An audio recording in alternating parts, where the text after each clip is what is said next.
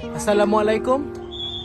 Salam sejahtera semua. Saya Afifuddin. Saya akan menunjukkan dan menerangkan kepada anda semua tentang asas permainan hoki, di mana saya akan tunjukkan asas untuk menggelecek pada hari ini kepada anda semua.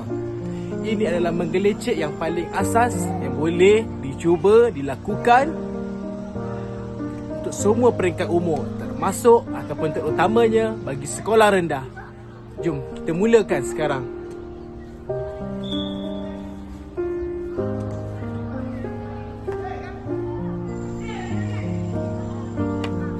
Yang pertama, kaki dan lutut hendaklah selari dengan kedudukan bahu, okey, dan juga kedudukan tangan kiri di atas dan juga tangan kanan di bawah. Ini adalah grip asas bagi permainan hoki. Okey, akan menggolekkan bola ke kaki kiri dahulu. Maka ini adalah sebagai petanda kita untuk menggerakkan bola. Pertama, kita akan bola ke kiri.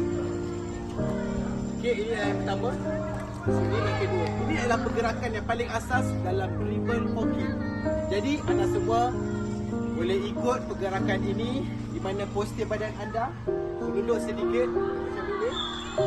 Okey, dan tangan anda, tangan kiri mempunyai peranan paling penting dan tangan kanan adalah untuk mengawal serta memastikan kedudukan kayu stabil. Perhatikan tangan kiri saya, perhatikan kaki saya dan bahu saya, dan perhatikan pergerakan bola.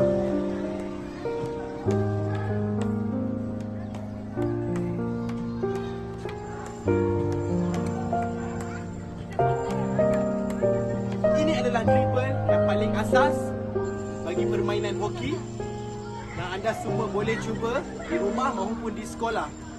Okey? Ini adalah open dribble.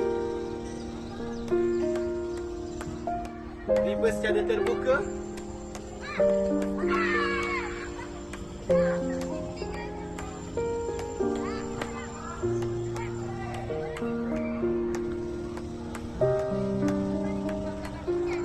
Senang bukan pergerakan asas ini?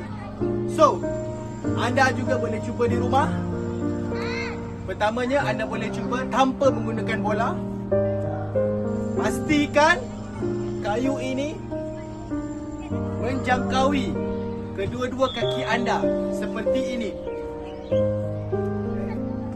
Okay, selepas anda selesa dengan cengkaman tangan anda ke terhadap kayu, anda boleh cuba menggunakan bola pula.